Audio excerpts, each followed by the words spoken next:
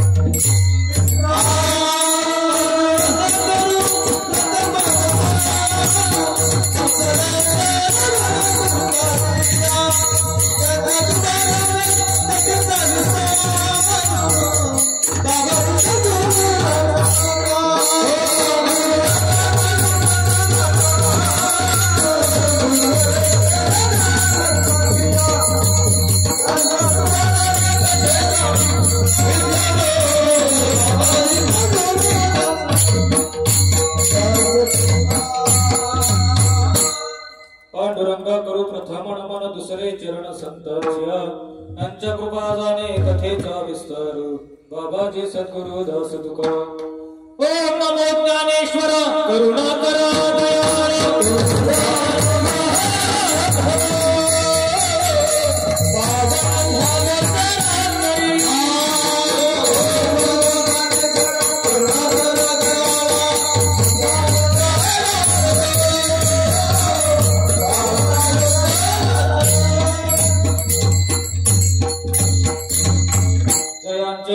स्मरण होय सकळ विद्येचे अधिकरण तेचे बंधू श्री चरण श्री गुरूंचे नमस्कार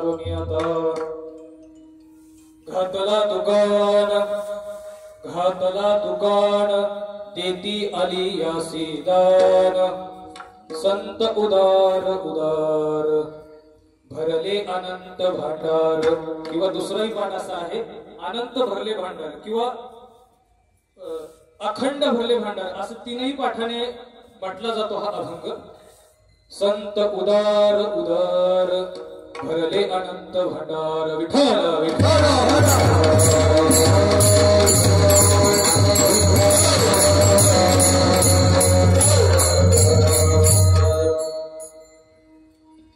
प्रस्तुत प्राप्त प्रसंगी भगवत सेवेकरता निवडलेला अभंग देहूचे सुप्रसिद्ध वैराग्य मूर्ती वारकरी संप्रदायाचं कलस्थान असलेले जगद्गुरु तुकोबाराय तुकोबारायांच्या पंचम वेद नामक गाथ्यातील संतांचं कार्य सांगणार संतपर प्रकरणातील 4 चरणाचा सगळ्यांच्या पाठातील सगळ्यांच्या ओळखीचा असलेला सोपा चिंतनीय अभंग आज सेवेकरता निवडलेला आहे विठ्ठल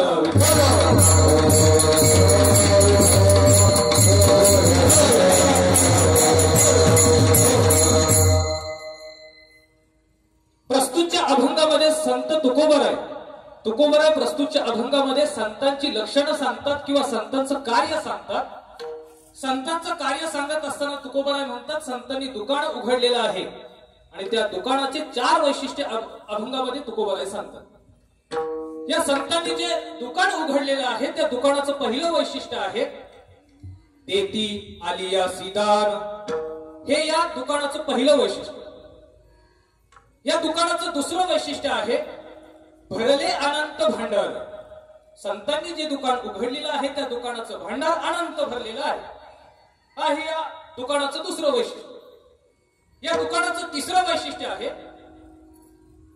धनी आणि कांसी उरे म्हणजे तुकोबाराय म्हणतात संतांनी जे दुकान उघडलेलं आहे त्या दुकानाचं अनंत भांडार जरी अनंत असले कितीही जरी आले मागणाऱ्याला देऊन सुद्धा आणि कांसी पुरून उरणार असं हे भांडार आहे आणि शेवटी चौथं वैशिष्ट्य तुकोबाराय सांगतात की या दुकानाचा माल कोणी भरलेला आहे तर देवे भरिले होते. या दुकानाचं चौथं वैशिष्ट्य असं आहे का या दुकानात भरलेला माल जो आहे तो माल प्रत्यक्ष देवाने भरलेला आहे. असं या अभंगाचं म्हणा किंवा या दुकानाचं म्हणा 4 वैशिष्ट्य तुकोबराय प्रस्तुतच्या अभंगामध्ये सांगतात.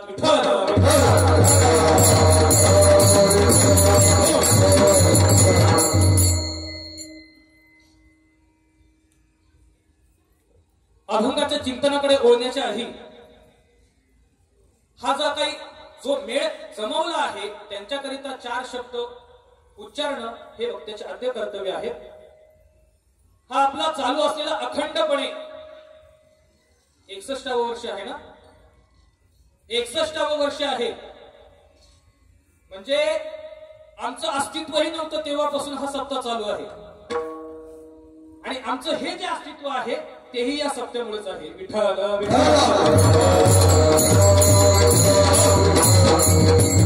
सांगायचा मुद्दा असा आहे की आम्ही इथेच कीर्तन ऐकून इथेच टाळ वाजून आणि इथेच श्रवण करून इथे उभं राहिलो. हे अस्तित्व आमचं अस्तित्व जे आहे तेही या सप्त्यामुळेच आहे. रामोडी मित्र मंडळ तसंच रामोडी भजन मंडळ, रामोडी महिला भजन मंडळ असे या सगळ्यांच्या संयुक्त विद्यमानाने चालू असलेला हा अखंड हरिनाम सप्ताह या सप्त्याची आज दुसऱ्या दिवसाची सेवा मंडळाच्या मार्फत माझ्याकडे आली.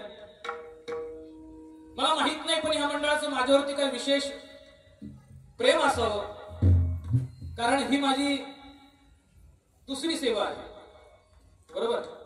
आणि तसं पाहायला गेलं तर आम्ही हंगामी कीर्तन करेल आणि हंगामी कीर्तन करायला कीर्तनकर माहित असून सेवा देणं हे प्रेमाचं लक्षण आहे. हे सर्व तुमचं आमचं म्हणजे या सगळ्या मंडळीचं प्रेम आहे आणि त्या प्रेमापोटी त्यांनी मला सेवा करण्याचा योग दिला. त्याचप्रमाणे या अशा सुंदर नियोजनामध्ये हा चालू असलेला सप्ताह आणि त्याचबरोबर आज साथीला प्रत्यक्ष आपल्या मोहण्याचे नाहीच तर वारकरी संप्रदायाचं वैभव असलेलं आमचे गुरुवर्य मोहन महाराजी तळेकर ते सुद्धा उपस्थित आहेत. गुरुवर्य भंडारी माऊली ते सुद्धा उपस्थित आहेत. कर्डिले सर सर देखील उपस्थित आहेत. नवनाथ महाराज असतील, आमचे परम मित्र रोहिदास महाराज असतील, आमचे भीष्म पितामह वारे महाराज असतील, प्रत्यक्ष काय म्हणतात तुका म्हणे वृद्ध होती तरणे त्यातले हे तरुण सध्या तरी प्रकृती त्यांची अस्थिर असल्या कारणे, नाहीतर महाराज आम्हाला लागेल इतक्या ते उड्या मारतात असे आमचे ब्रह्मदेव महाराज असतील. आणि सर्व तुम्ही माता पित्याप्रमाणे असलेले श्रोतृवर्ग सर्वांना नमन करतो आणि चिंतनाला सुरुवात करतो. विठ्ठल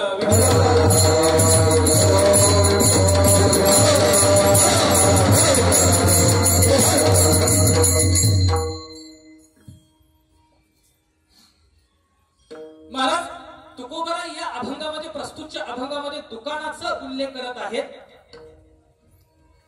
तुमच्या आमच्यासारखे सगळे जणांना दुकान हे काही व्यवहारात वेगळं नाही. सकाळी उठल्यापासून संध्याकाळी झोपेपर्यंत आपल्याला दुकानाशी काही ना काही कोणत्या ना कोणत्या प्रकारे संबंध येतो. सकाळी उठल्यानंतर टोस्ट बटर खारी दूध आणण्याकरता दुकानाचा संबंध येतो. दुपारी काही भाजी आणण्याकरता दुकानाशी संबंध येतो. संध्याकाळी काय आणखी नाश्ता वगैरे करण्याकरता गेल्यानंतर दुकानाशी संबंध येतो. महाराज झोपण्याच्या आधी आपण जी शतपावली करतो ती शतपावली करण्याच्या आधी सुद्धा दुकान किंवा केल्यानंतर ही दुकानाशी संबंध येतो. आईस्क्रीमच्या निमित्ताने काही लोकांनाच कळेल फक्त.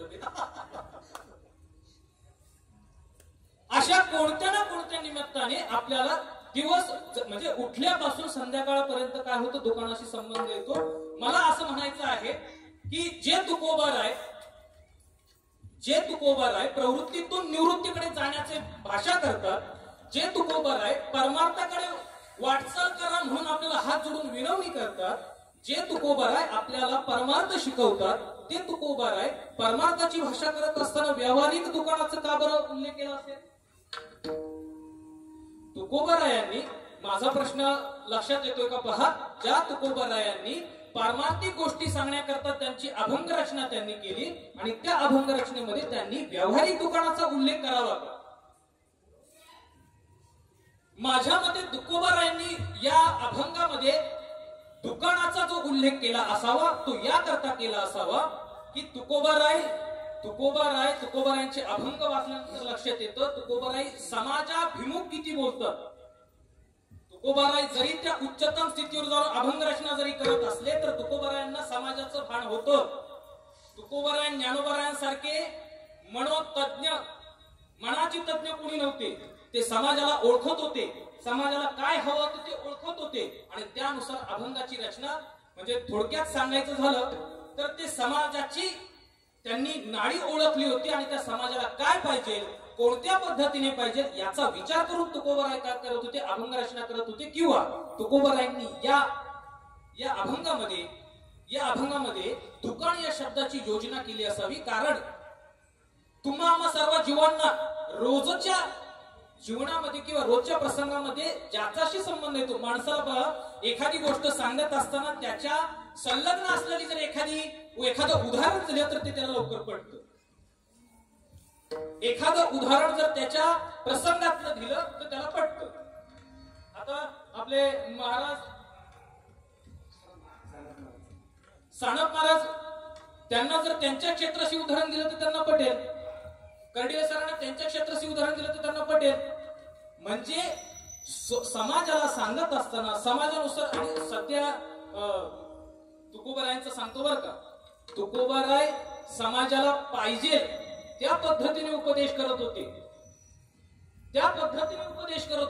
समाजाला काय पाहिजे किंवा समाज काय मागतोय हे तुकोबाराय जाणत नव्हते. सध्याच्या कीर्तनकारांचं समाजाला काय पाहिजे त्याच्यावरतीच कीर्तन चालली.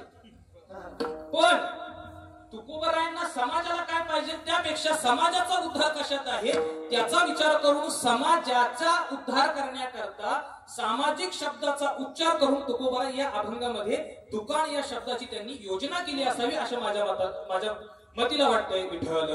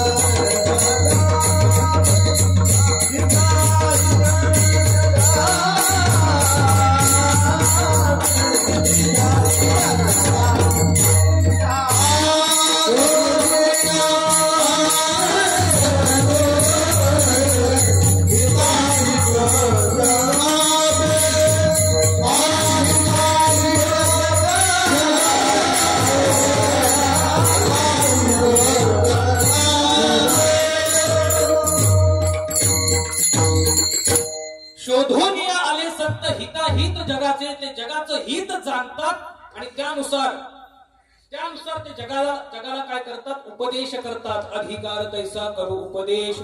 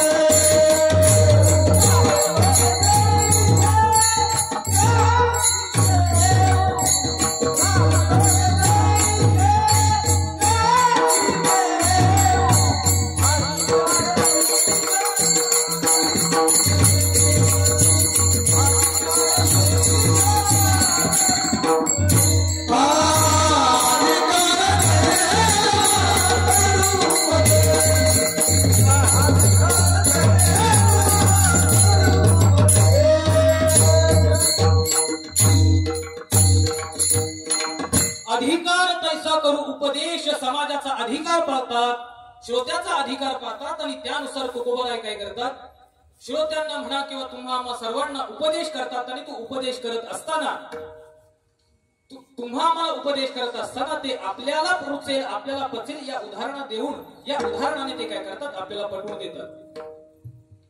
महाराज दुकान म्हटलं तर दुकानाच्या ठिकाणी तुम्हाला सर्वांना दुकानाचा अनुभव आहे.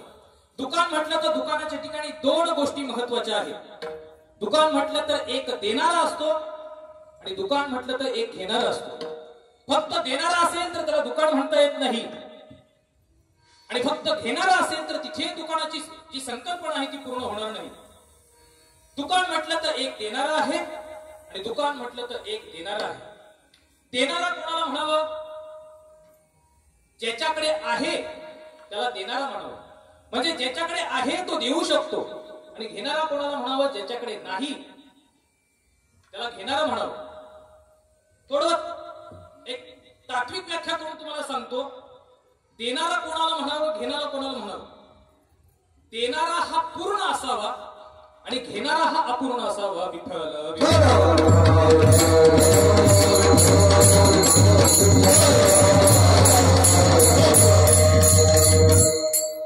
देणारा हा पूर्ण असावा आणि घेणारा हा अपूर्ण असावा. तेव्हा कुठे देण्या घेण्याची जी प्रक्रिया आहे ती प्रक्रिया पूर्ण होईल. देणारा पूर्ण असावा, घेणारा अपूर्ण असावा. देणारा जर अपूर्ण असेल तर तो देईल काय आणि घेणारा पूर्ण असेल तर तो मागेल काय? माझ्याकडे एखादी वस्तू असेल तर मी कशाला जाईल दुकानात ती घ्यायला? बरोबर का नाही? माझ्याकडे एखादी वस्तू असेल तर ती मी घेण्याकरता दुकानात जाण्याची माझी प्रवृत्ती का होईल? म्हणजेच देणारा पूर्ण असावा आणि घेणारा अपूर्ण असावा. आता मग असे जगामध्ये कोण आहे बरं पूर्ण? तर जे देणारे आहेत, जे देणारे आहेत आणि पूर्ण आहेत असं कोण आहे? जर विचार करू गेलो तर या जगामध्ये फक्त दोन गोष्टी पूर्ण आहेत. या जगामध्ये फक्त दोन गोष्टी पूर्ण आहेत. एक म्हणजे देव. ओम पूर्णमिदं पूर्णात् पूर्णमुदच्यते पूर्णस्य पूर्णमादाय पूर्णमेवावशिष्यते. या श्लोकामध्ये वर्णन केलं गेलेलं आहे पूर्णमिदं. इदम हा शब्द जो आहे तो भगवंताचं वाच्य आहे आणि हा इदम शब्द तो सांगतो का इदम जो आहे म्हणजे भगवंत जो आहे तो कसा आहे? पूर्ण आहे. भगवंत पूर्ण आहे. या जगामध्ये एक गोष्ट जी आहे ती म्हणजे पूर्ण आहे. बरं, दुसरी गोष्ट कोणती पूर्ण आहे? या जगात एक देव पूर्ण आहे आणि या जगामध्ये दुसरे जे आहेत ते संत पूर्ण आहेत. विठ्ठल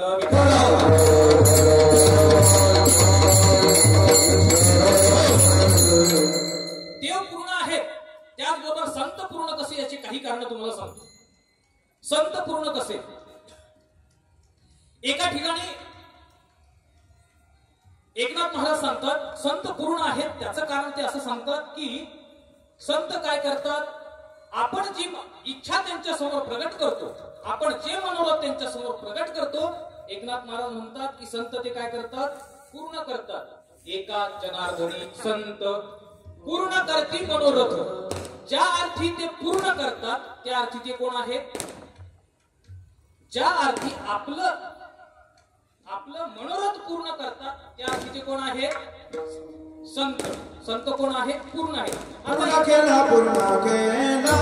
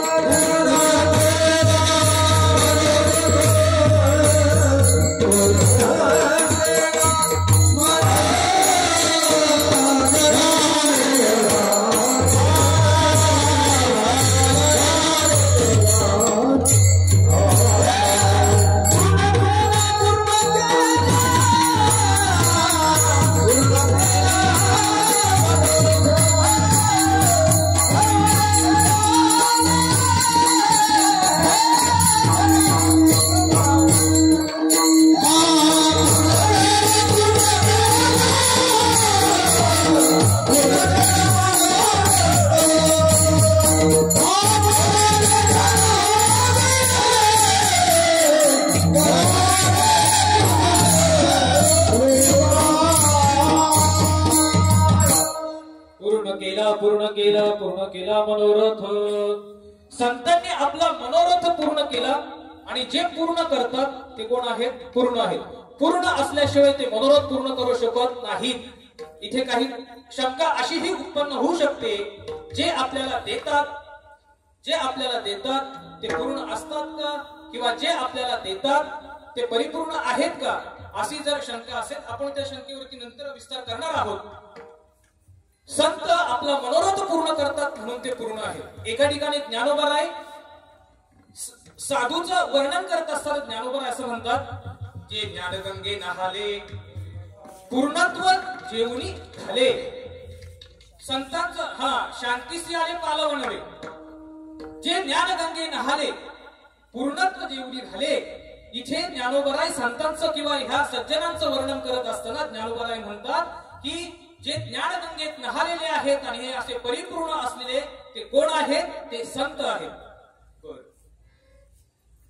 आणखीन एक कारण असं सांगता येईल महाराज, संत पूर्ण कसे? संत पूर्ण कसे?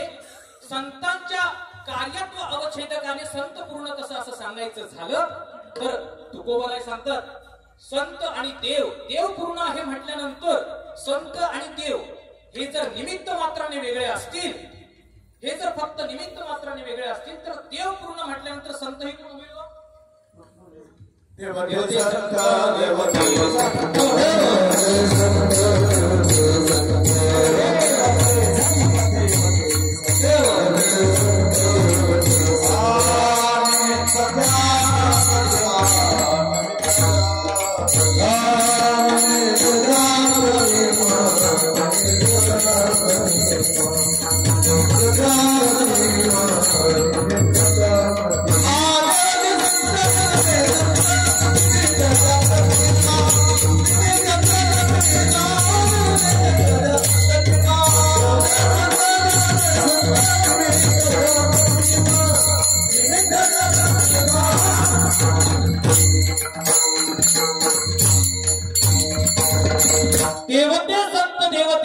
देव आणि संत जर फक्त निमित्ताने वेगळे असतील तर देव पूर्ण म्हटल्यानंतर संतही कोण झाले हो? संतही पूर्ण झाले. या कार्यत्व अवच्छेदकाने देव आणि संत वेगळे नाहीत, देव पूर्ण म्हटल्यानंतर संतही पूर्ण झाले. तीन कारणाने संत पूर्ण आहेत. कोणतं? पहिलं कारण किंवा पहिलं उदाहरण दिलं ज्ञानोबारायांनी सांगितलं संत पूर्ण आहेत. एकनाथ महाराज म्हणतात संत पूर्ण आहेत. आणि देव आणि संत हे कार्यत्व अवच्छेदकाने एक असल्या कारणाने संतही कोण आहेत? पूर्ण आहेत. विठ्ठल विठ्ठल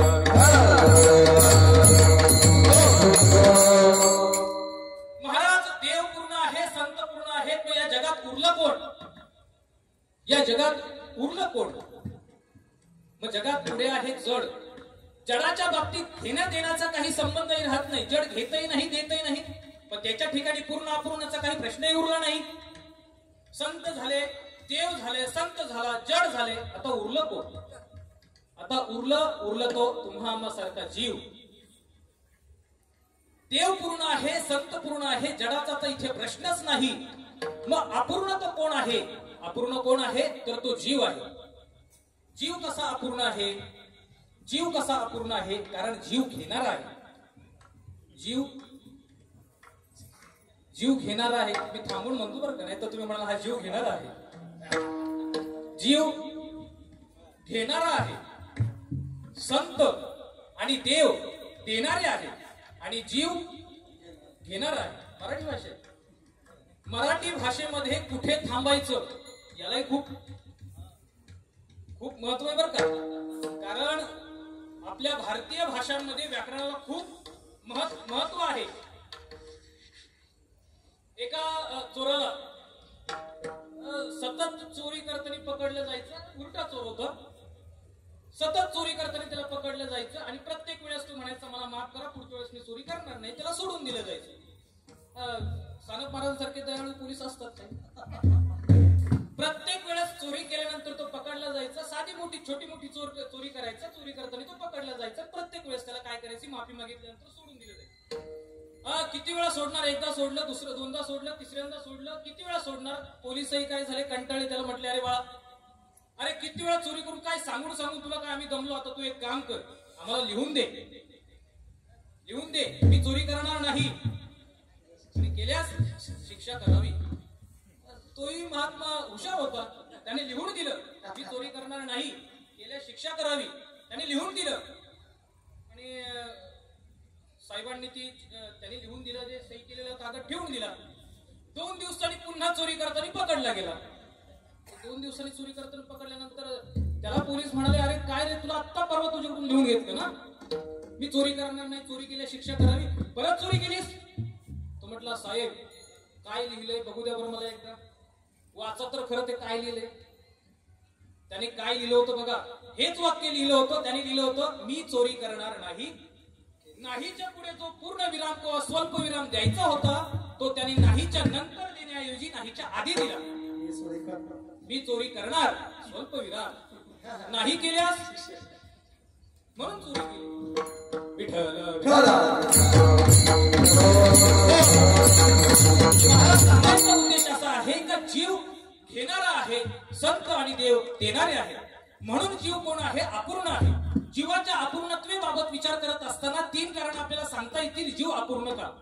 पहिलं कारण असं आहे का जीव कामनेने युक्त आहे म्हणून तो दुःखी आहे, म्हणून तो अपूर्ण आहे. जीव कामनेने युक्त आहे म्हणून तो दुःखी आहे, म्हणून काय आहे? अपूर्ण आहे. दुसरं कारण असं आहे, जीव अविद्येने अलिप्त आहे म्हणून तो दुःखी आहे, म्हणून तो काय आहे? अपूर्ण आहे. आणि तिसरं कारण सांगायचं झालं तर जीव कल्पनेने युक्त आहे म्हणून तो अपूर्ण आहे, म्हणून तो दुःखी आहे. विठ्ठल विठ्ठल.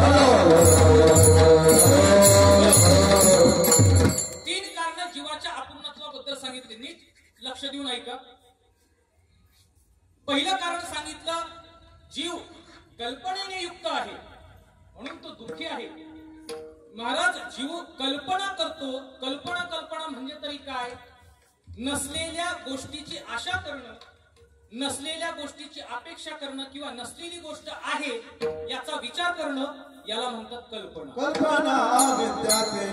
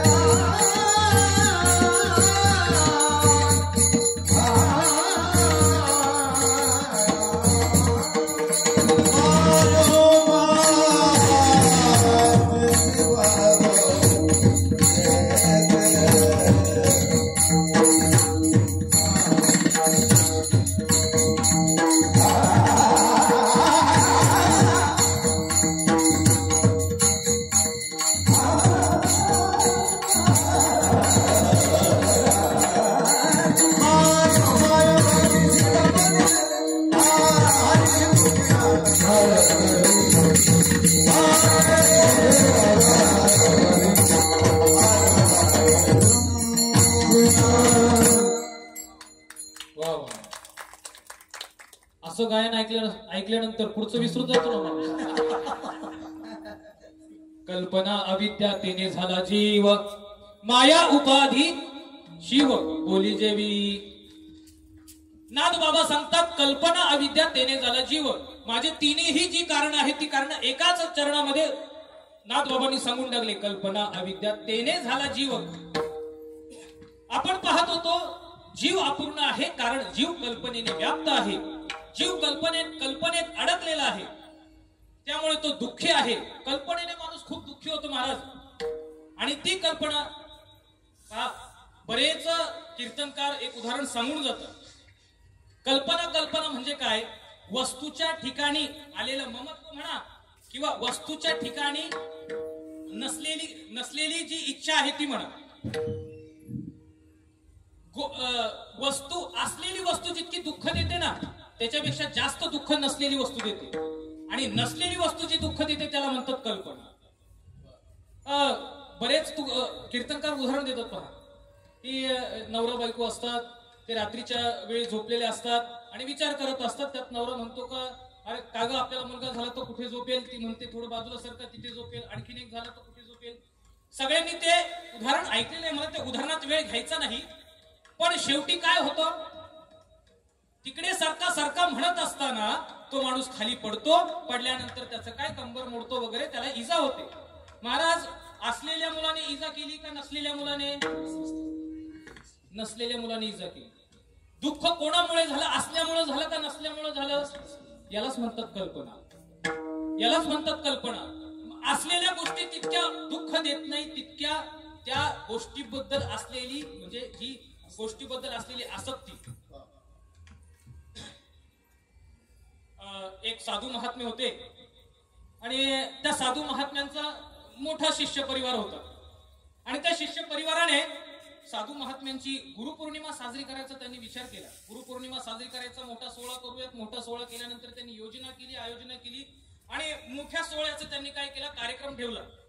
कार्यक्रमाच्या दिवशी त्या गुरूंचं गुरुवचनाचं प्रवचन झालं आणि ते प्रवचन झाल्यानंतर प्रत्येक जण प्रवचन ऐकण्याकरता, गुरूंचं दर्शन घेण्याकरता प्रत्येक जण आला होता. प्रत्येक जण यायचा, गुरूंचं दर्शन घ्यायचं, गुरूंना हार घालायचा, काही दक्षिणा द्यायचं, हार घालायचा, गुरूंना हार घालून पुढे निघायचा. मागे शिष्यगण सगळे गुरूंच्या त्या दिमतीला उभे होते. कोणी त्या गुरूंचे हार काढत होते, कोणी ती आलेली देणगी गोळा करत होतं. अशा पद्धतीने सगळेजण तिथे शिष्यवर्ग उभे होते. हार 1 2 3 4 5 6 7 8 आपल्याला कधीतरी एखादा हार पडतो, त्यातही आपण खूप फुगून जातो. पण अक्षरशः त्या हारांमध्ये गुरु झाकून गेले, इतके हार झाले. त्या हारांमध्ये गुरु झाकून गेले, इतके हार झाले. आणि सगळा कार्यक्रम झाल्यानंतर गुरुजी आपल्या निवासस्थानाकडे निघत होते. त्यातला एक शिष्य होता, तो गुरूंच्या खूप जवळचा. गुरूंना म्हणतो, का हो गुरुजी, आज जो कार्यक्रम झाला त्याच्यात तुम्ही खूप दमलेला दिसतात. गुरुजी म्हटले, नाही रे. मग तुमचा चेहरा असा का पडलाय? नाही काही नाही झाले. नाही गुरुजी, काहीतरी झालंय. ज्या अर्थी तुमचा चेहरा पडलाय, आम्ही कुठे सेवेमध्ये कमी पडलो का? आमच्या सेवेत काही चूक झाली का? मग तुमचा चेहरा असा का पडलाय? ते गुरुजी म्हटले, काही नाही रे, 150 हारांचे पैसे दिले, फक्त 100च हार आले.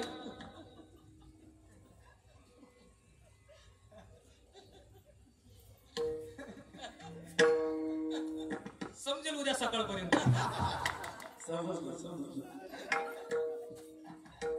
गुरुजींना दुःख कशाचं झालं? सोहळा झालं, सोहळ्यात आम्ही दमलो, त्याचं दुःख नाही झालं. दुःख कशाचं झालं? 100-150 हाराचे पैसे दिले आणि हार 100च आले. वरच्या 50 हाराचे पैसे गेले कुठे? गुरुजींना जे दुःख झालं ते आलेल्या हाराचं नाही झालं, जे न आले त्या हाराचं दुःख झालं. विठ्ठल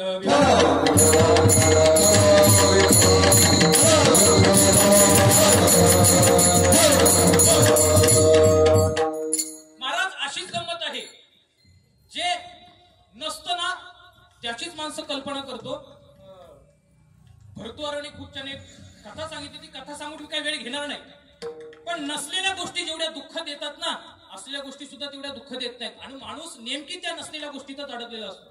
एखाद्या शेतकऱ्याला एखाद्या वर्षी जर 300 गोणी कांदे झाले तो म्हणतो मी अपेक्षा केली होती कमीत कमी 350 तरी गुणी होतील, 300 झाले त्याच्या समाधान होत नाही, पण वरच्या 50 का नाही झाले त्याचं दुःख होतं. असलेली गोष्ट दुःख देते का नसलेली? असलेली गोष्ट दुःख देते का नसलेली? आता एक प्रश्न मी सगळ्यांना विचारतो, पाठीमागे सगळ्यांपर्यंत मी प्रश्न विचारतो, आतापर्यंत तुम्ही काय बोलले नाही, सगळ्यांना प्रश्न विचारतो, सगळेजण लक्षपूर्वक ऐका आणि त्याचं उत्तर द्या. प्रश्न ऐका लक्षपूर्वक. समजा तुम्हाला एका खोलीमध्ये बांधून ठेवले, दोन्ही हात कर्कच्च बांधलेले आहेत, दोन्हीही पाय कर्कच्च बांधलेले आहेत, खुर्चीला तुम्हाला व्यवस्थित बांधून ठेवलेलं आहे, तुम्ही ओरडू नये म्हणून तुमचं तोंडही व्यवस्थित बांधलेलं आहे, एरवी उघडच असतं, खूप बोलतात, त्यामुळे तुम्ही बोलू नये म्हणून तुमचं तोंडही व्यवस्थित बांधलेलं आहे, आणि त्या ज्या खोलीमध्ये तुम्हाला बांधलेलं आहे त्या खोलीच्या खिडक्याही व्यवस्थित बंद केलेल्या आहेत, त्या खोलीचा दरवाजाही व्यवस्थित बंद केलेला आहे, त्याच्या बाहेरून त्याला कुलूपही लावलेला आहे. ऐकतायत ना सगळेजण? खोलीत तुम्हाला बांधलेलं आहे, हात पाय सगळं काही बांधलेलं आहे, तोंडही तुमचं बांधलेलं आहे, आणि अशा अवस्थेमध्ये होऊ नये, अशा अवस्थेत कोणाच्या बाबतीत असं होऊ नये, पण घडलं असं की त्या खोलीमध्ये अचानक लागली आग. त्या खोलीमध्ये आग लागली, आग लागल्यानंतर आधी ती कमी प्रमाणात होती, तुम्ही धडपड करत होतात, आणखीन ती वाढली, आणखीन वाढली, आणखीन वाढली, आणि शेवटच्या क्षणाला काय कराल तुम्ही? शेवटच्या क्षणाला तुम्ही काय करणार? तुमचं तोंड बांधलेलं आहे, तुम्ही कोणीला ओरडू शकत नाही, तुमचे हात बांधलेत म्हणून पाय सोडू शकत नाही, पाय बांधलेत म्हणून पळू शकत नाही, आणि जायचं बाहेर तर दरवाजा बंद आहे, काय कराल तुम्ही?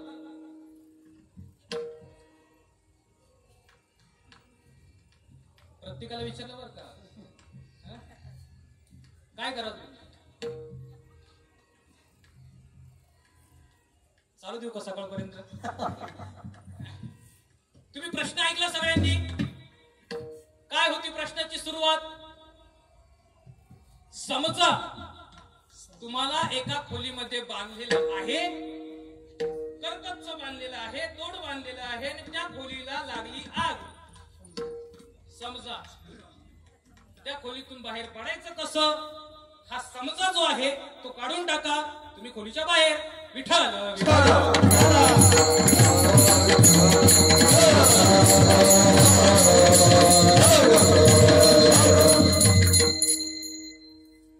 तुम्हाला क्षणभर का दुःख झालं का नाही? गेले का नाही तुम्ही तिथे? अरे आपण खरंच अशा अवस्थेत अडकल्यानंतर करणार काय? त्या भरतूर हरीने पंचतंत्रामध्ये सांगितलेल्या गोष्टीमध्ये तो इतक्या गोष्टी रंगवतो, मनोरथ त्याचा इतका रंगवतो, म्हणजे आधी तो मनोरथ रंगवत असताना बघा, त्याची कथा तर सांगतोच, कथेवरच खुश होतात बहुतेक म्हणून रिस्पॉन्स तसाच यायला दिसतोय.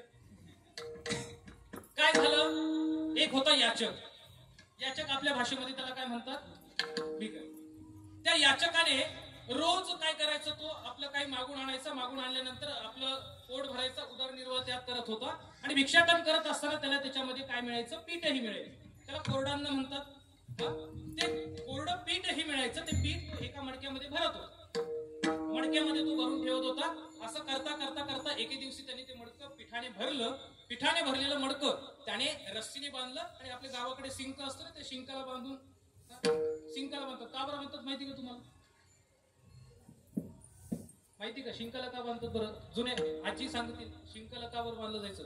आपल्या घरात दूध तूप लोणी काय असेल किंवा भाकरी असतात, ते शिंकात का ठेवल्या जायच्या? कोणी येऊ नये, मांजर असेल कुत्र असेल ते येऊ नये. बरं, बहादर इतका हुशार होता, त्याने जिथे शिंक बांधलं होतं त्याच्याच खाली चटई पसरवली आणि त्याच्या खाली झोपला. का बरं? कोणी येऊ नये, ते शिंक सोडू नये, घेऊन जाऊ नये. बघा बरं का, कोण विचार करतंय ज्याने पीठ मागून आणलंय असं तो पीठ घ्या, आणि त्याने ते बांधलेलं मडकं आणि मडक्याच्या खाली झोपलाय, आणि विचार काय करतो, हे कुणी चोरू नये. बरं, एवढ्यावरती विचार करून थांबला नाही, तो झोपला होता आणि त्या मडक्याकडे पाहत विचार करत बसला. पहिला विचार त्याच्या मनामध्ये आला, जर दुष्काळ पडला जर दुष्काळ पडला तर या दुष्काळामध्ये मी हे पीठ विकेल आणि विकल्यानंतर त्या काळातली त्याला किंमत मिळेल, ती पीठ विकून 100 रुपये मी मिळवेल. दुष्काळात त्याला त्या पिठाचे काय मिळणार आहेत? 100 रुपये मिळणार आहेत. का बरं दुष्काळातच विचार करतोय तो? बघा त्याचा बिझनेस माइंड किती आहे. दुष्काळातच का बरं तो पिठाचे मला 100 रुपये मिळतील असा विचार करतोय? कारण त्याने जर आता तो विकायला गेला तर त्याचं पीठ कोणी घेणार आहे का? अरे तूच पीठ मागून आणलंय आणि ते पीठ परत आम्हाला कशाला विकतोय बरं? त्या पिठाचे त्याला तिथे 100 रुपये मिळणार नाही हे त्याला माहिती आहे. आणि ह्या पिठाची किंमत कधी होईल? ज्यावेळेस काय म्हणतात की वस्तूचा पुरवठा कमी असेल तर मागणी जास्त असेल तर किंमत वाढते का नाही? तसं त्याला वाटलं ज्यावेळेस लोकांना खायला अन्न मिळणार नाही त्यावेळेस काय होणार आहे? या पिठाची किंमत वाढणार. पिठाची किंमत वाढली तर त्याला त्या पिठाचे किती मिळणार आहेत? 100 रुपये मिळणार आहेत. असं तो काय करतोय? कल्पना करतोय. झोपले झोपले त्या पिठाकडे त्या मडक्याकडे पाहत 100 रुपये मिळाले. 100 रुपयामध्ये तो विचार करतोय मी 2 शेळ्या विकत घेणार. हा बरं का त्याचा विचार? 2 शेळ्या विकत घेणार. 100 रुपयामध्ये त्या काळात फक्त 2 शेळ्या येऊ शकतात, त्याच्यापेक्षा जास्त काही येऊ शकत नाही. 2 शेळ्या आल्या. त्या 2 शेळ्यांना 6-6 महिन्यांनी पिल्लं होणार. 6 महिन्यांनी पिल्लं झाल्यानंतर असे अनेक 6 महिने गेल्यानंतर त्या शेळ्यांचा काय होणार आहे? कळप होणार. आता त्या शेळ्यांचा कळप होण्याकरता असे किती 6 महिने जावे लागतील बरं?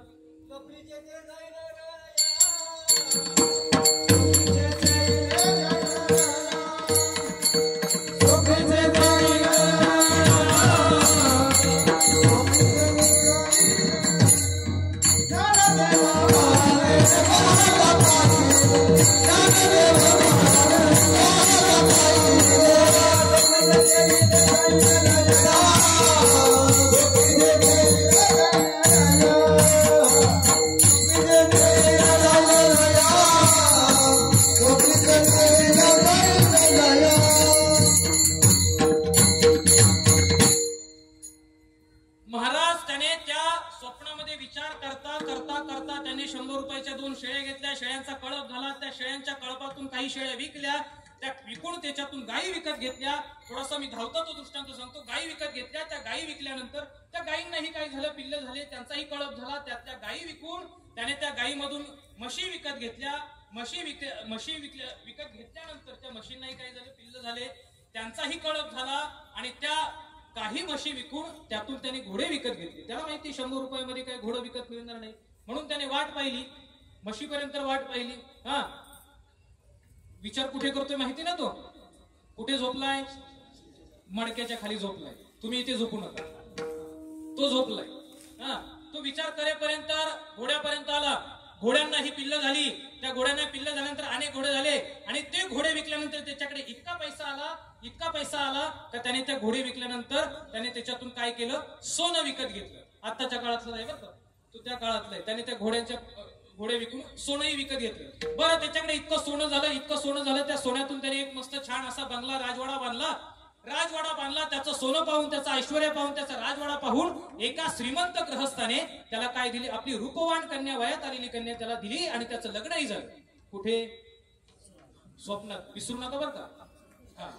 स्वप्नात त्याचं लग्नही झालं. त्यालाही मुलं झाली आणि त्या मुलाचं नामकरण सुद्धा त्याने केलं. नामकरण केल्यानंतर सगळं झालं. नामकरण केलं. एके दिवशी तो म्हणतो मी असं कुठेतरी बाहेरून येत असताना तो लहान मुलगा जो आहे तो रांगत माझ्याकडे येणार आणि मी रुबाबाने पत्नीला ओरडणार, अगं घे त्याला, दिसत नाही का काय? कुठे तो मातीत लोळतोय, घे त्याला.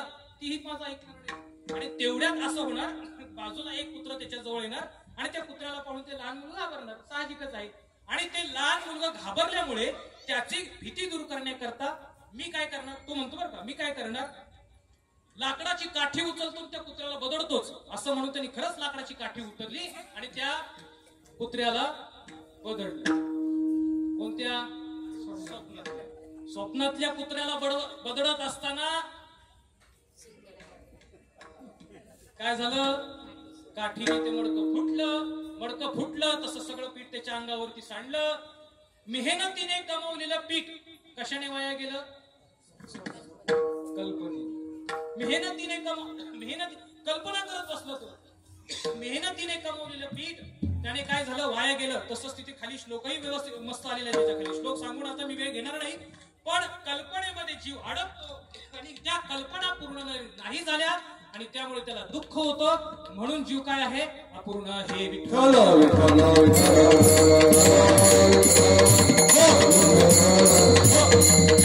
जीवाची अपूर्णता कल्पनेत अडकल्यामुळे जीव अपूर्ण आहे, त्याला दुःख होतो, एक कारण झालं. दुसरं कारण असं आहे, जीव का अपूर्ण आहे, कारण जीव कामनेमध्ये अडकलेला आहे, कामनेने युक्त आहे. कामना म्हणायचं झालं तर कामना म्हणजे काय, इच्छा अपेक्षा. इच्छा अपेक्षा, आपण नको त्या गोष्टीची इच्छा अपेक्षा करत राहतो आणि दुःख होतं, त्या पूर्ण न झाल्याने दुःख होतं आणि दुःख झाल्यामुळे जीवाला अपूर्णत्व किंवा जीव अपूर्ण आहे असं मानलं जातं. महाराज, जीव जन्माला आल्यापासून मरेपर्यंत फक्त आणि फक्त काय करत राहतो,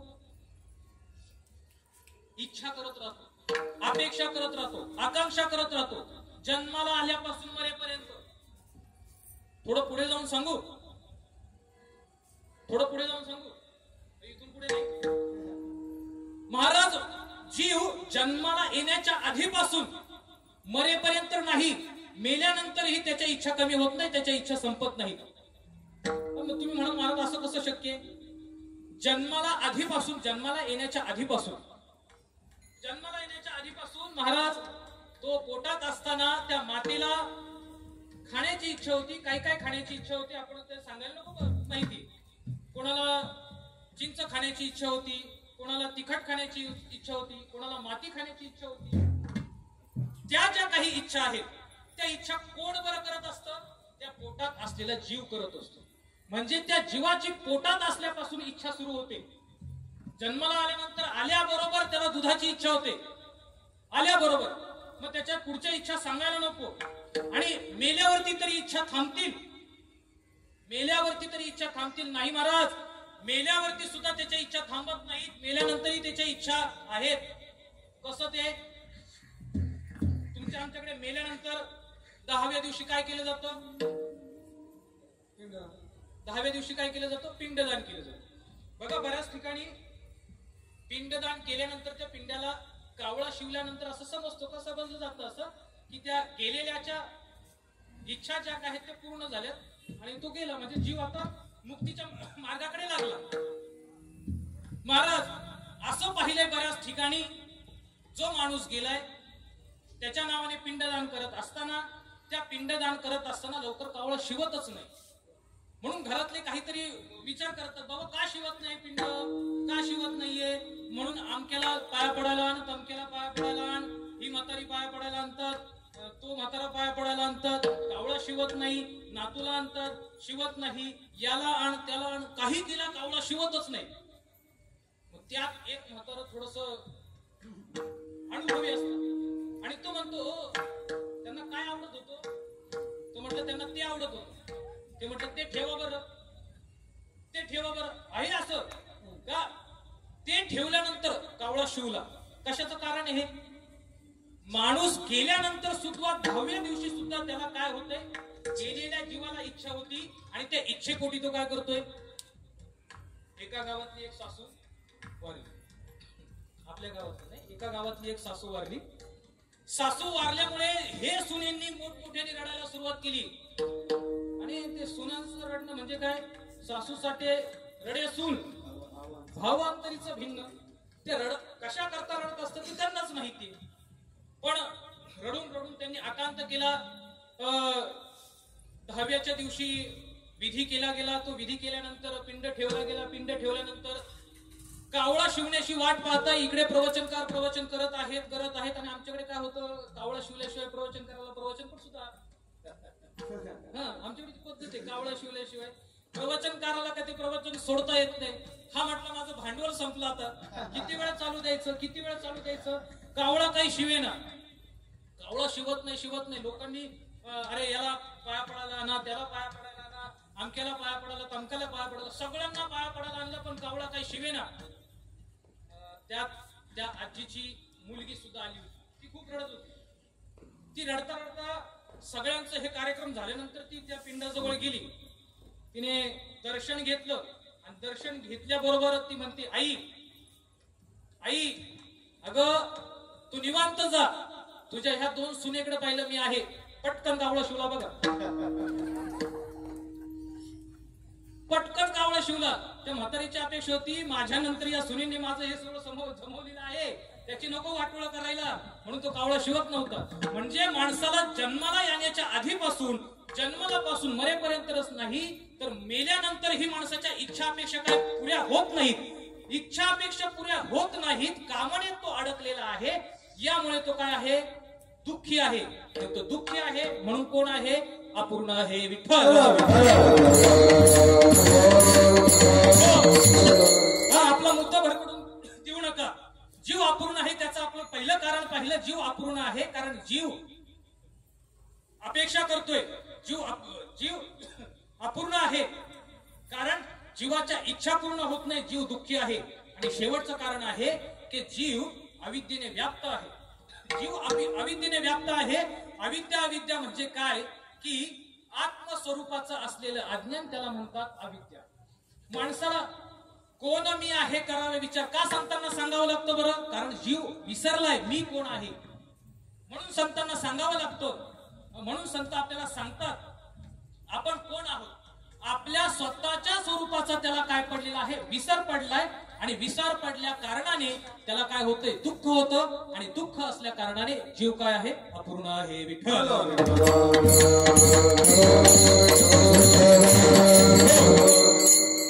जीवाच्या अपूर्णतेची 3 कारणं आपण पाहिली. जीव कामनेने व्याप्त आहे, जीव अविद्येने व्याप्त आहे आणि जीव कल्पनेने व्याप्त असल्या कारणाने जीव कसा आहे? अपूर्ण आहे. जीव कसा आहे? दुःखी आहे. आणि बघा बर का, जीव अपूर्ण आहे, जीव अपूर्ण आहे, पण जीव कधीच मान्य करत नाही मी अपूर्ण आहे. हे जीवाचं वैशिष्ट्य म्हणावं लागेल. जीवाला एखाद्याला म्हणा बरं तुम्ही तुला काय कळत नाही, बघा बरं पुढे काय करतोय तो. म्हणून बघा बरं, बाहेर नाही घरी तरी म्हणून बघा. एखाद्या नाही महाराज, जीवाला मी अपूर्ण आहे असं कधी जीव मान्य करत नाही. जीव मी अपूर्ण आहे, मला काही कळत नाही असं जीव कधीच मान्य करत नाही.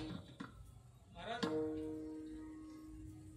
परमार्थ कधी सुरू होतो माहिती का? मला काही कळत नाही हे ज्या दिवशी कळतं ना, तिथून परमार्थ सुरू होतो. पूर्णत्वेकडे जाण्याचा मार्ग कधी सुरू होतो माहिती का? ज्या दिवशी कळतं ना मी अपूर्ण आहे, त्या दिवशी आपलं पूर्णत्वेकडे वाटचाल चालू झाली हे समजा. पण मला जीवाचं असं आहे, तू मान्यच करत नाही मी अपूर्ण आहे. एक सुभाषितकार खूप छान वर्णन करतोय. सुभाषितकार असं म्हणतोय की ज्या वेळेस माणसाला मला काही कळत नाही हे त्याला कळत नसतो, तो अज्ञानात असतो. अशा अज्ञानामध्ये अल्पबुद्धीमध्ये तो त्या अल्पबुद्धीमध्ये अहंकाराने मदमस्त झालेला असतो. आणि एखाद्या मदमस्त झालेल्या हत्तीप्रमाणे अहंकाराप्रमाणे तो वावरत असतो. यदा किंचित नोहम द्विपैव मदांध समभवम. एखाद्या मदमस्त झालेल्या हत्तीप्रमाणे तो व्यवहार करत असतो. कधी? ज्या वेळेस त्याला काही कळत नसतं, अज्ञानामध्ये अल्पबुद्धीमध्ये तो मदमस्त झालेल्या हत्तीप्रमाणे तो वावरत असतो. तदा सर्वज्ञोस्मी. त्यावेळेस त्याचं मन त्याला सतत सांगत असतं तदा सर्वज्ञोस्मी अवलिप्तम मम मनः. त्यावेळेस माझं मन सतत मला असं सांगत असतं. सुभाषितकार म्हणतो ज्यावेळेस मी अज्ञानी असतो त्यावेळेस मी अहंकाराच्या अज्ञानामध्ये, अहंकाराच्या आंधळेपणामध्ये मी वावरत असतो. आणि त्यावेळेस माझं मन मला सांगत असतं. काय सांगत असतं? अहम सर्वज्ञोस्मी. मी सर्वज्ञ आहे, सगळ्यातलं सगळं काही मलाच कळतं, मलाच सगळं काही माहिती आहे, मलाच सगळं कळतं. या अहंकारामध्ये तो जीव वावरत असतो. बरं, मान्य केलं जीव अहंकारामध्ये वावरत असतो. सुभाषितकार त्याचं पुढचं कडवंही असं सांगतात, त्या जीवाची पूर्णत्व किंवा तो जीव कधी परत त्या अहंकारातून बाहेर पडू शकतो. सुभाषितकार म्हणतो की मी माझं उदाहरण देतो. यदा किंचित किंचित बुधजन सकाशात अवगतम. ज्या वेळेस किंचित मला कळायला सुरुवात झाली, किती तो असं म्हणत नाही मला सगळं काही कळायला सुरुवात झाली, तो असं म्हणतो किंचित अवगतम मया. मला थोडं कळायला सुरुवात झालं. कधी? बुध जन सकाशात, सकाशात म्हणजे बुद्धिमान लोकांच्या, संत मंडळीच्या, सज्जनांच्या सहवासात गेल्यानंतर मला थोडं थोडं कळायला सुरुवात झाली. आणि मला जे थोडं थोडं कळायला सुरुवात झाली त्यावेळेस माझी अवस्था काय झाली? तो काय म्हणतोय माझी अवस्था काय झाली? अहम मूर्खोस्मी इति, मी मूर्ख आहे असं मला ज्यावेळेस कळलं त्यावेळेस माझा जो अहंकार आहे तो अहंकार ज्वर इव व्यपगतः. ज्वर ज्वर ज्वर माहिती का? त्याला आपल्याकडे मराठी भाषेमध्ये ताप म्हणतात. ताप त्याला आपल्याकडे मराठी भाषेमध्ये ताप म्हणतात. आणि अहंकारी व्यक्तीच्या बाबतीत काय म्हणतात? हा डोक्याला तापच आहे. महाराज एक वाक्य सांगतो. अहंकार आणि ताप शरीरातून गेला पाहिजे. अहंकार आणि ताप शरीरातून गेला पाहिजे, नाहीतर हे दोनही गोष्टी काय करतात? माणसाला घालवतात. अहंकार आणि ताप जर गेला नाही तर ते माणसाला घालवतात. ताप जर शरीरातून गेला नाही तर काय होतं? ताप शरीरात, खूप ताप वाढला, ताप आल्यानंतर जो तो ताप वाढत गेला, मेंदूपर्यंत गेल्यानंतर तो माणूस दगावतो. त्याचप्रमाणे जर अहंकार शरीरातून गेला नाही तर तो माणूस सुद्धा कोणत्या दृष्टीने? तापामुळे माणूस उठतो, तसं अहंकारामुळे सुद्धा माणूस चार लोकातून उठतो. म्हणजे कोणत्या दृष्टीने? महाराज तुकोबराय वर्णन करतात, अहंकार गेला, पण याच्या उलटही सांगतात, अहंकार झाला. तुका म्हणे वाया गेला.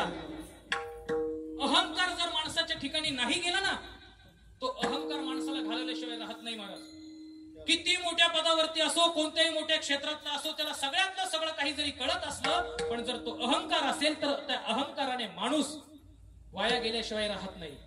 अहंकाराने माणूस माणसाशी त्याला नको जाऊ दे बाबा, तो खूप अहंकारी आहे, कुठे त्याच्या नादी लागतात, चला आपली वाट वाकडी करून आपण निघून जाऊयात म्हणून विचार करतात. म्हणून शरीरातला ताप आणि शरीरातला अहंकार, म्हणून सुभाषितकार इथे म्हणतात की ज्वर इव मदो मे व्यपगतः. एखाद्या तापापराने औषध घेतल्यानंतर जसा शरीरातला ताप निघून जावा तसं शरीरातला माझा अहंकार निघून गेला. कधी निघून गेला? उत्तर द्यात चला बरं का. आता कधी निघून गेला? ज्या वेळेस त्याला काय कळलं, मी कोण आहे म्हणाला तो, मी मूर्ख आहे असं त्याला कळलं, त्यावेळेस काय केला? अहंकार निघून गेला. मी मूर्ख आहे त्याला कधी कळलं बरं? कीर्तन संपले हो. मी मूर्ख आहे असं त्याला कधी कळलं? बुधजन सकाशात, बुद्धिमान लोकांच्या सहवासात गेल्यानंतर. बुद्धिमान लोकांच्या सहवासात गेला, त्याला अल्पज्ञान झालं आणि त्या अल्पज्ञानाने सुद्धा त्याला कळलं का मी मूर्ख आहे. त्याला असं कळलं मी मूर्ख आहे. कधी? बुद्धिमान लोकांच्या सहवासात. मला माझ्या अभंगाकडे जाण्याचा इथे मार्ग आहे म्हणून मी थोडस तुम्हाला पटवून देण्याचा प्रयत्न करतोय. मी मूर्ख आहे असं त्याला कधी कळलं? मी अपूर्ण आहे असं त्याला कधी कळलं? की ज्या वेळेस बुद्धिमान लोकांच्या सहवासात गेल्यानंतर मी मूर्ख आहे असं त्याला कळलं. काही साधक तुकोबारायांना विचारतात, तुकोबाराय आम्हालाही पूर्ण व्हायचंय, आम्हालाही पूर्णत्वाकडे जायचंय, आम्हालाही पूर्ण समजून घ्यायचंय, आम्हालाही पूर्ण समजून घ्यायचं असेल, काय केलं, काय करावं बरं? तुकोबाराय म्हणतात, तुम्हाला जर पूर्ण व्हायचं असेल ते पूर्ण होण्याकरता संतांनी दुकान उघडलेलं आहे आणि त्या दुकानामध्ये तुम्ही गेलं पाहिजे. अभंगाचं प्रथम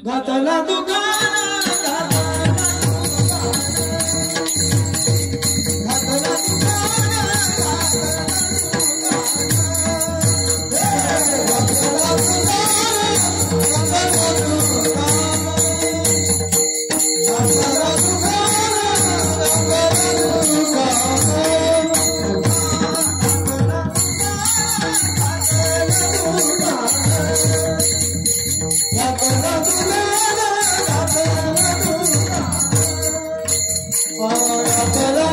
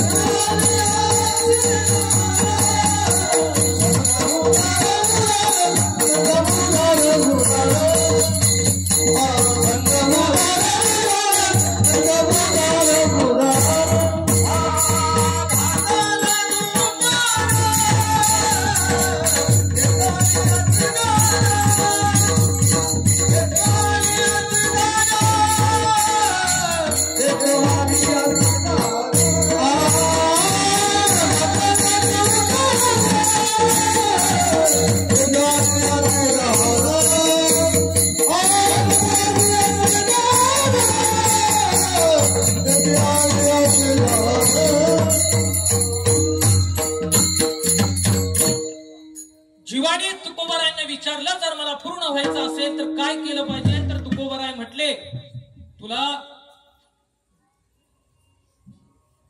पूर्णत्वाकडे जायचं असेल तर तो संतांनी जे काही दुकान उघडलं आहे त्या दुकानामध्ये तुला जावं लागेल. म्हणजे थोडक्यात तुला संतांच्या सहवासात गेल्याशिवाय तुला गत्यंतर नाही. त्या संतांच्या दुकानात गेल्यानंतर तुला काय संत काय करणार आहेत, त्या संतांच्या दुकानात गेल्यानंतर संत काय देणार आहेत, देती आली असी दान. संत काय करणार आहेत, दान देणार आहेत. संत काय करणार आहेत, दान देणार आहेत. दानाचा विचार केला तर दान देण्याकरता 3 गोष्टी आवश्यक आहेत. दान देण्याकरता 3 गोष्टी आवश्यक आहेत. पहिली गोष्ट तो स्वतंत्र असला पाहिजे. दुसरी गोष्ट त्याच्याकडे औदार्य असलं पाहिजे. आणि तिसरी गोष्ट तो ऐश्वर्य संपन्न असलं पाहिजे. या 3 गोष्टी असेल तरच तो काय म्हटला जातो, दाता म्हटला जातो किंवा तो देऊ शकतो. त्याच्याकडे स्वातंत्र्य आहे, त्याच्याकडे स्वातंत्र्य आहे, त्याच्याकडे औदार्य आहे, पण खिशात पैसा नसेल तो काय दान देईल. त्याच्याकडे औदार्य आहे, त्याच्याकडे औदार्यही आहे आणि त्याच्याकडे स्वातंत्र्यही आहे. त्याच्याकडे पैसा नसेल तर तो दान देऊ शकत नाही. त्याच्याकडे पैसाही आहे, औदार्य आहे, पण म्हणतो पावती फाडायला गेल्यानंतर घरी विचारतो मग देतो. त्याला म्हणतात स्वातंत्र्य नाही. महाराज दान द्यायचं म्हटलं तर स्वातंत्र्य हे असावं लागतं. दान द्यायचं म्हटलं तर त्याच्याकडे औदार्य हे असावं लागतं. आणि दान द्यायचं म्हटलं तर त्याच्याकडे ऐश्वर्य ही असावं लागतं. ह्या 3 गोष्टी असतील तर ह्या 3 गोष्टी असतील तरच तो माणूस काय करतो किंवा तरच काय होतो, दान ठरतं.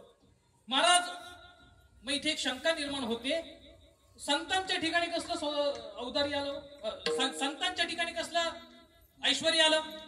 स्वतः तुकोबराय सांगतात त्यांची परिस्थिती, स्वतः तुकोबराय त्यांची परिस्थिती सांगतात काय की खायला अन्न नाही अशी परिस्थिती आमच्यावरती आली होती. आमची घरं कुत्र राखत होती अशी परिस्थिती होती. तुकोबराय म्हणत होते की आमच्याकडे देव आले तर देवांना द्यायला सुद्धा आमच्याकडे काही नाही हो. अशा परिस्थितीमध्ये सांगा बरं. आणि एका ठिकाणी तुकोबराय असे म्हणतात की बरे झाले देवा निघाले दिवाळे. दिवाळ कधी म्हणतात, लॉटरी लागल्यावर. दिवाळ निघाला असं कधी म्हणतात, लॉटरी लागल्यावर म्हणतात का, नाही. ज्या अर्थी तुकोबराय म्हणतात दिवाळ निघालं त्या अर्थी तुकोबराय ऐश्वर्य संपन्न होते का, नाही. ऐश्वर्य संपन्न नव्हते, पण आपण ज्या दृष्टीने असं म्हणतो की तुकोबराय ऐश्वर्य संपन्न नव्हते म्हणजे ते दान देऊ शकत नव्हते. इथे जो तो दानाचा उल्लेख आलेला आहे, शास्त्रामध्ये अनेक दानाचा उल्लेख आलेला आहे, त्याचा फक्त आपण विचार करून पुढे जाऊ. कारण आपल्यापेक्षा जास्त पुढे आपली वेळ निघून जात आहे. त्या वेळेला काय करावं ते आपल्यापेक्षा जास्त पुढे पळत आहे. शास्त्रामध्ये अनेक दानांचा उल्लेख आलेला आहे, फक्त त्याचा उच्चार करून पुढे जाऊ. एक आहे भूमिदान. भूमिदानामध्ये बळीराजाचं उदाहरण पाहायला मिळतं. दुसरं आहे गोदान. गोदानामध्ये शत्रुराजाचं एक उदाहरण पाहायला मिळतं. कनकदान, सुवर्णदान. सुवर्णदानामध्ये रघुराजाचं उदाहरण पाहायला मिळतं. आणि असे अनेक उदाहरण, अनेक दानं आहेत. या अनेक दानापैकी हे महत्वाची दान आहेत. भूमिदान आहे, सुवर्णदान आहे आणि त्यानंतर काय आहे की गोदान आहे. या दानांपेक्षाही अनेक दानं आहेत. आताच्या सध्याच्या काळात असलेली दानं म्हणजे कोणती आहेत, रक्तदान आहे, नेत्रदान आहे आणि सध्या ज्याचं वातावरण आहे ते मतदान आहे. वातावरण त्याचं जास्त बोलायला नको. मतदान आहे.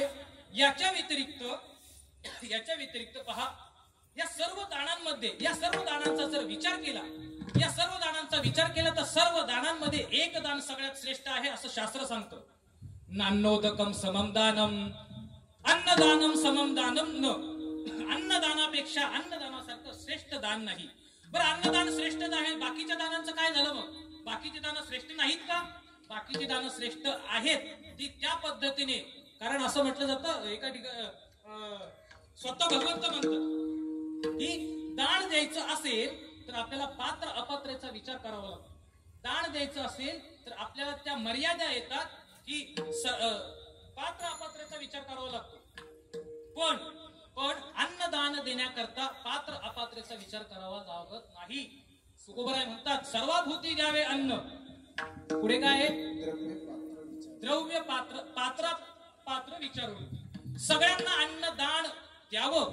तिथे आपल्याला कोणत्याही प्रकारची मर्यादा येत नाही. म्हणूनच या गोष्टीचं बहुतेक पठारे सर, कारण पठारे सरांना पाहतो मी, म्हणजे ते समोर आहेत म्हणून त्यांचं वर्णन करतो असं नाही. त्यांची ती वृत्ती पाहिली मी की कार्यक्रम कोणाचाही असो, कार्यक्रम कोणाचाही असो, त्या ठिकाणी त्यांनी काही ना हो पण थोडं तरी ते अन्नदान करतात. सध्याच्या काळामध्ये नाही, म्हणजे ते समोर आहेत म्हणून त्यांचं वर्णन करतो असं नाही. मी त्यांची वृत्ती पाहिली. आमच्या कार्यक्रमाला, आमचा वैयक्तिक कार्यक्रम होता, तिथे सुद्धा त्यांनी अन्नदान केलं. बिल्डिंगचा कार्यक्रम, वैयक्तिक कार्यक्रम असत, वास्तविक त्यांनी अन्नदान देण्याची काही गरज नव्हती. आमचा कार्यक्रम होता पण त्यांनी तिथेही अन्नदान दिलं. अन्नदान करावं. सध्याच्या काळामध्ये, सध्याच्या युगामध्ये अन्नदान करावं. अन्नदानासारखं श्रेष्ठ दान नाही असं म्हटलं जातं. अन्नदानम महदानम असं शास्त्रकार म्हणतात. अन्नदानासारखं श्रेष्ठ दान नाही, म्हणून अन्नदान करावं. आणि त्या अन्नदानानेच काय आहे सध्याच्या काळामध्ये, होय कोटी कुळाचे उद्धरण. कोटी कुळाचं आत्ताचं नाही, कोटी कुळाचं उदाहरण करायचं असेल तर अन्नदान करावं. बरं, अन्नदान करावं, पण शास्त्रामध्ये याही पुढचं एक दान सांगितलं आहे. अन्नदानापेक्षाही ते श्रेष्ठ दान आहे. ते दान म्हणजे कोणतं आहे? त्या दानापर्यंत मला यायचंय, कारण तुकोबरायांना जे दान अपेक्षित आहे ते इथे दान आहे. तुकोबरायांना धनदानाची अपेक्षा नाहीये, तुकोबरायांना सुवर्णदानाची अपेक्षा नाही. ते दान इथे आहे. अन्नदानम महदानम विद्यादानम तत्परम. अन्नदान श्रेष्ठ आहे, पण त्याही श्रेष्ठ, त्याच्याही पेक्षा श्रेष्ठ काय आहे? विद्यादान आहे. विद्यादान का श्रेष्ठ आहे त्याचं कारणही तिथे सांगितलंय. अन्नेन शनिका तृप्ती. अन्न घेतलं तुम्ही, अन्न खाल्लं, सकाळी जेवल्यानंतर दुपारी भूक लागत नाही का? दुपारी जेवल्यानंतर संध्याकाळी 4 वाजता भूक लागत नाही का? संध्याकाळी 4 वाजता काही खाल्ल्यानंतर सुद्धा रात्री भूक लागत नाही का? लागते. अन्नाने फक्त क्षणिका, म्हणजे क्षणाची तृप्ती होते.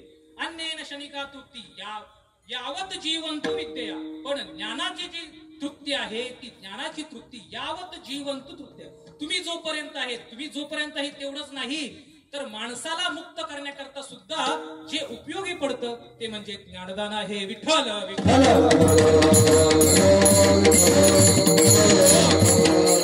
इथे तुकोबरायांना जे दान सांगायचं आहे ते दान काय आहे? ज्ञानदानाचं आहे. संत कोणतं दान करतात?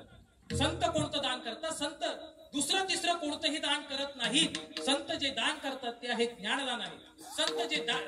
संत जे दान करतात, संत जे भक्ती मार्गाचं दान आहे, ज्ञानदानाचं मार्ग आहे, परमार्थ मार्गाचं दान आहे, अशा ह्या संतांनी जे दान देण्याचं काम केलेलं आहे ते करत असताना संत काय फक्त काय म्हणतात त्यांच्याकडे येणाऱ्यालाच दान करतात असं नाही. आणि दान केल्यानंतर संतांचं भांडार संपेल असंही नाही. कारण त्या संतांचं भांडार कसं आहे?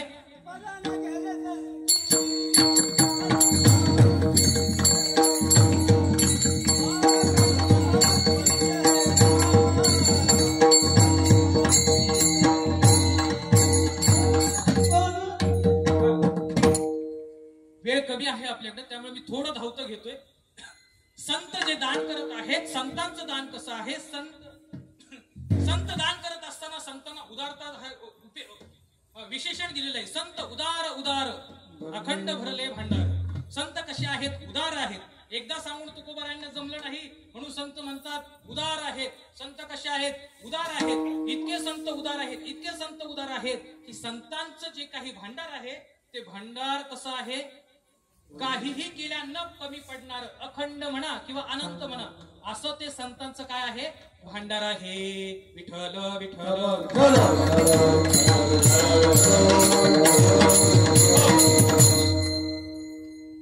संतांच्या भांडाराबद्दल किंवा संतांनी सांगितलेल्या त्या उदाराबद्दल, संत उदार याचा थोडा विचार करण्यापूर्वी आपण थोडं संतांचं गुणगान गाऊ किंवा संतांच्या नामाचा उल्लेख करूयात आणि आपण पुढे जाऊयात. सगळ्यांना, ज्यांना ज्यांना हात आहे त्यांनी टाळी वाजवायची आहे. ज्यांना ज्यांना मुख आहे त्यांनी मुखाने देवाचं नामस्मरण करायचं आहे. विठोबा रखुमा,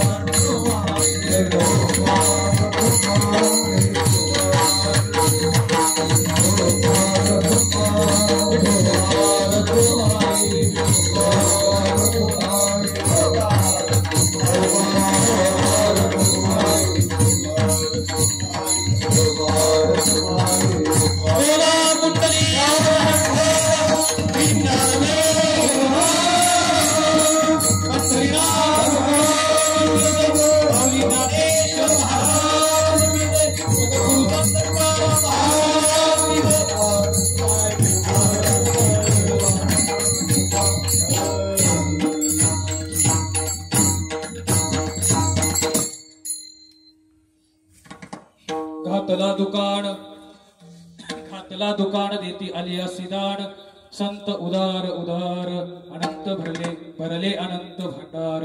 संत उदार आहेत अशी दुरुक्ती करण्याची तुकोबरायांनी का बरं वेळ यावी तुकोबरायांकडे? किंवा दुरुक्ती म्हटलं तर शास्त्रामध्ये दुरुक्तीचा दोष सांगितला जातो, पण एखादी गोष्ट 2 वेळा सांगण्या पाठीमागे काहीतरी उद्देश तुकोबरायांकडे असावा. कारण एखादी गोष्ट ज्या वेळेस ती महत्वाची असते ना त्यावेळेस ती पुन्हा पुन्हा सांगितली जाते. गोष्ट ज्यावेळेस महत्वाची असते ती पुन्हा पुन्हा सांगितली जाते. इथे संत उदार आहेत एकदा सांगून जमलं नाही म्हणून तुकोबराय पुन्हा म्हणतात संत उदार आहेत, संत उदार आहेत. त्याची काही कारण आहेत, त्याबद्दल एखादं दुसरं कारण आपण पाहूयात. संत उदार आहेत का तर संत काय करतात? संत उदार आहेत तर संत आपल्याला ज्ञान देतात. संत आपल्याला ज्ञान देतात म्हणून संत उदार आहेत. बरं, एवढ्यावरतीच नाही, दुसरं उदार कशा करता वापरलं तर संत फक्त ज्ञान देऊन राहत नाही तर संत आपल्याला भक्ती सुद्धा देतात. पण ज्ञान दिल्यानंतर पुरेसं होतं ना? भक्ती देण्याचं काय कारण होतं? कारण असं म्हटलं जातं की भक्ती विना ज्ञान, भक्तीशिवाय ज्ञान हे अहंकाराचं लक्षण आहे, किंवा भक्ती शिवाय असलेल्या ज्ञानामध्ये अहंकार उत्पन्न होतो. आणि मग फक्त भक्ती, पण जर ज्ञानाशिवाय भक्ती असेल तर त्या भक्तीमध्ये भेद निर्माण होतो. त्या भक्तीमध्ये भेद निर्माण होतो. म्हणून तुकोबरा इथे संत उदार असं 2 वेळा काय करतात? संतांच्या उदारतेचा उल्लेख करत आहेत. आणि संतांचा उदारतेचा उल्लेख करून एवढं सांगून थांबत नाहीये की संतांचं जे भांडार आहे ते भांडार अनंत भरलेलं आहे, इतकं भरलेलं आहे. पुढच्या चरणामध्ये तुकोबराय म्हणतात त्या संतांचं भांडार आपण तुम्ही सगळेजण गेले, साधक म्हटले सगळे गेले, सगळे गेल्यानंतर ते संपेल का नाही? कधीतरी संपेल का नाही? दुकानातला माल कधीतरी संपतो का नाही? पण तुकोबराय म्हणतात अहो त्या संतांचं दुकानच असं आहे की त्यांचं मागणाऱ्याला पुरेल एवढंच नाही, त्या मागणाऱ्याला पुरेल, त्याच्या पाठीमागून येणाऱ्या सगळ्यांना पुरेल इतकं त्या धनाचं, इतकं त्या काय आहे त्या संतांचं दुकानामध्ये असलेला माल आहे. बरं हो तुकोबराय, हा माल संपत का नाही? बरं का संपत नाही? तुकोबराय म्हणतात संपत नाही याचं एक कारण आहे शेवटच्या चरणामध्ये. तुका म्हणे भोते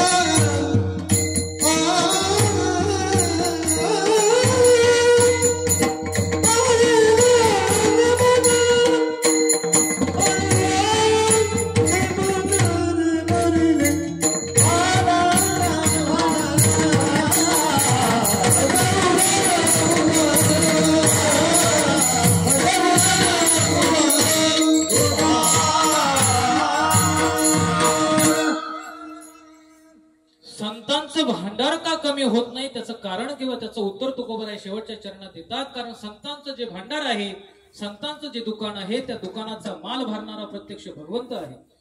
आणि ज्या दुकानाचा माल भगवंतानी भरला आहे ते कसं अपूर्ण असेल बरं.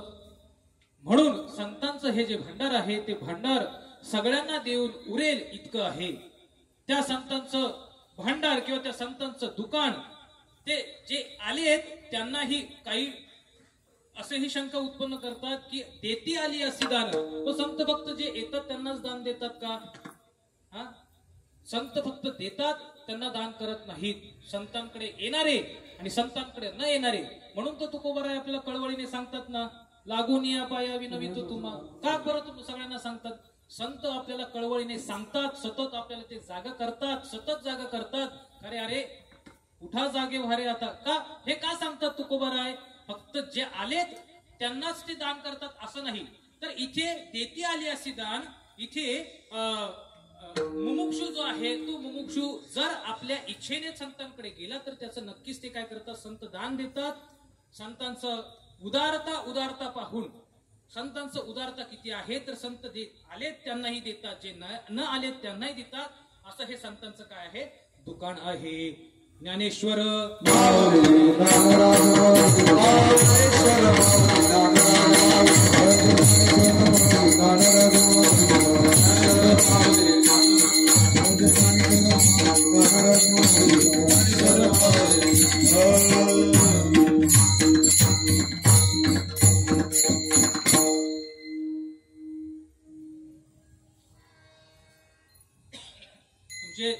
काही मिनिटं मी जास्त घेतल्यामुळे मी आधी क्षमा मागतो.